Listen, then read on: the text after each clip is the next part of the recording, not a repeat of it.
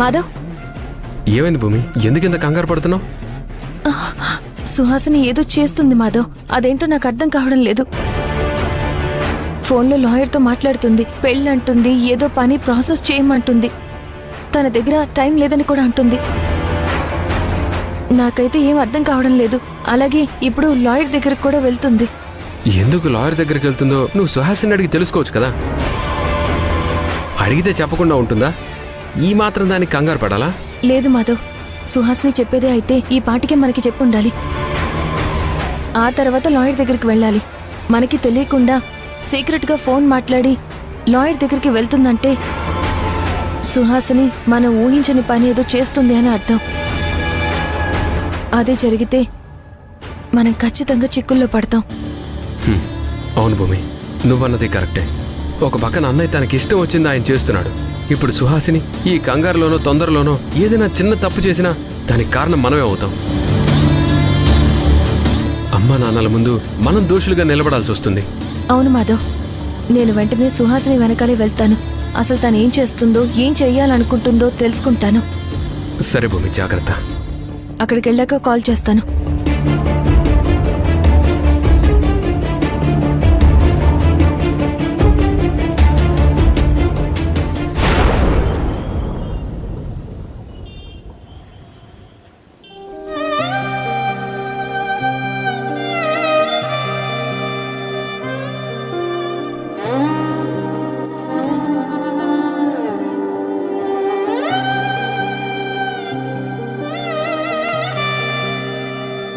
రే రాఘవ,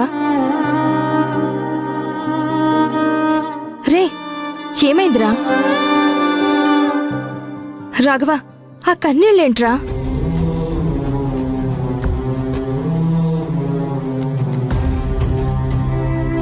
అక్క, నేనిప్పుడు ఆలోచించి నిర్ణయాలు తీసుకుంటానని మీరు అంటూ ఉంటారు కదా.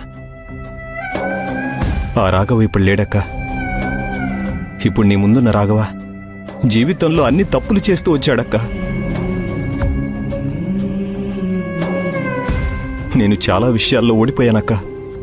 ఒకప్పుడు సుహాసినిని ప్రాణానికి ప్రాణంగా ప్రేమించి మా ప్రేమని గెలిపించుకోలేక నేను ఓడిపోయాను. ఆ తర్వాత పరిస్థితుల రీత్యా అలైక్యమెళ్ళలో తాళి కట్టాల్సి వచ్చింది. ఎన్నో ఏళ్ల తర్వాత మళ్లీ నా ప్రేమ నాకు ఎదురొచ్చి గతాన్ని గుర్తు చేసి నా ప్రేమని గెలిపించుకునే అవకాశాన్ని నాకిచ్చింది. అందుకే ఎవరు బాధపడతారనేది ఆలోచించకుండా సుహాసినికి న్యాయం జరగాలనే ఆలోచనతో సుహాసిని మెళ్ళో తాళి కట్టాను.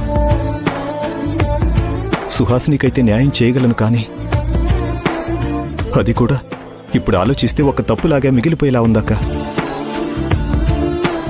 నేను తీసుకునే నిర్ణయాల వల్ల నాకు ఎంత నష్టం జరిగినా పర్వాలేదు, కానీ అమ్మా నాన్నలు బాధపడి నా వల్ల వాళ్ళు తలదించుకునే పరిస్థితి వస్తే మాత్రం నేను తట్టుకోలేనక్క. ఒకవేళ అదే జరిగితే నేను అసలు కొడుకునే కాదక్క. నేను చేసింది పొరపాటులో తప్పులో తెలియదు, కానీ మానసికంగా మాత్రం ఇప్పుడు నరకం అనుభవిస్తున్నానక్క. రే రాఘవ, బాధపడకురా. నువ్వే తప్పు చెయ్యలేదు. వీధి నిన్ను ఇలాంటి పరిస్థితుల్లోకి నెట్టింది. ఇలాంటప్పుడే నువ్వు కొంచెం స్ట్రాంగ్ గా ఉండాలి.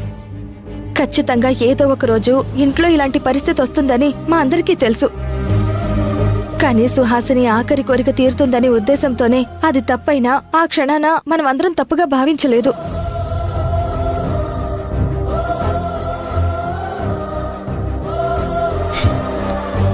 అక్క, ఇప్పుడు నేను ఒక నిర్ణయం తీసుకున్నాను. ఏంటి రాఘవ అది? నేను అమ్మా నాన్నల దగ్గరికి వెళ్ళి నిజం చెప్పేస్తాను.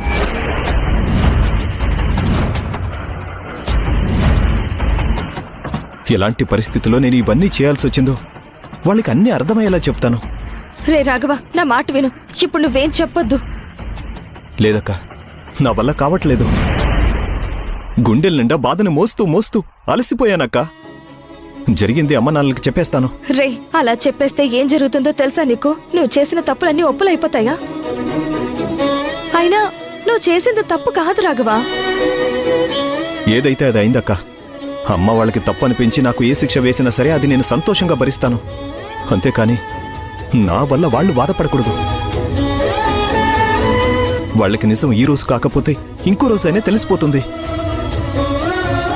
దానికన్నా నేనే స్వయంగా చెప్తే నన్ను అర్థం చేసుకుంటారు. మా కొడుకు మా దగ్గర నిజం దాచలేదు, వాడు తప్పు ఒప్పుకున్నాడు అని పశ్చాత్తాపడుతున్నాడని వాళ్ళు నా గురించి ఆలోచించే అవకాశం ఉంటుంది. నీ ఆలోచన కరెక్టే రాఘవ, కానీ ఇప్పుడు కరెక్ట్ అయిన సమయం కాదేమో. ఒక్కసారి ఆలోచించు. ఆవేశంతోనో బాధతోనో కోపంతోనో నిర్ణయాలు తీసుకోకూడదురా. లేదక్క, ఈ విషయంలో ఇక నన్ను ఆపొద్దు. నేను అమ్మా నాన్నలకి నిజం చెప్పేస్తాను. అది కాదురా రాఘవ, రాఘవ.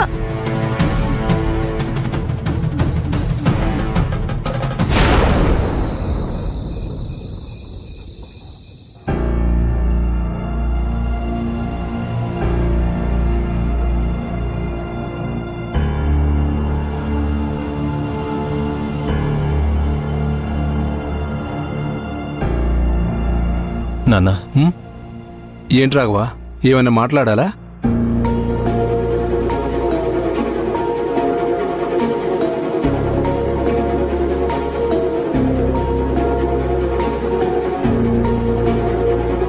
చెప్పరా. నన్ను క్షమించండి అమ్మా.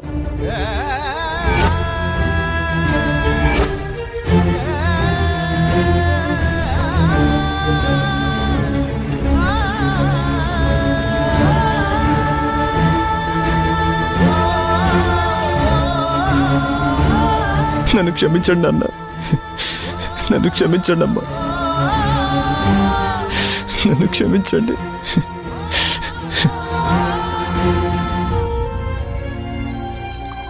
ఓరే రాఘవా, ముందు పైకిలే. అసలు ఏమైందిరా? ఎందుకు క్షమించమని అడుగుతున్నావు? క్షమించేంత తప్పు నువ్వేం చేశావు? ముందు పైకిలే. లేరా, లే.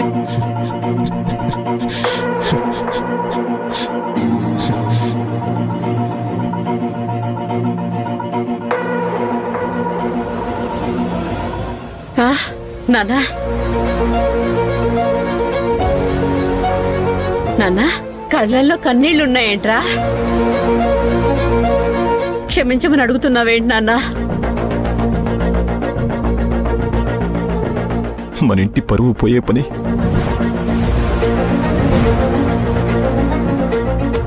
మీరు తలదించుకునే పని నేను చేశాను.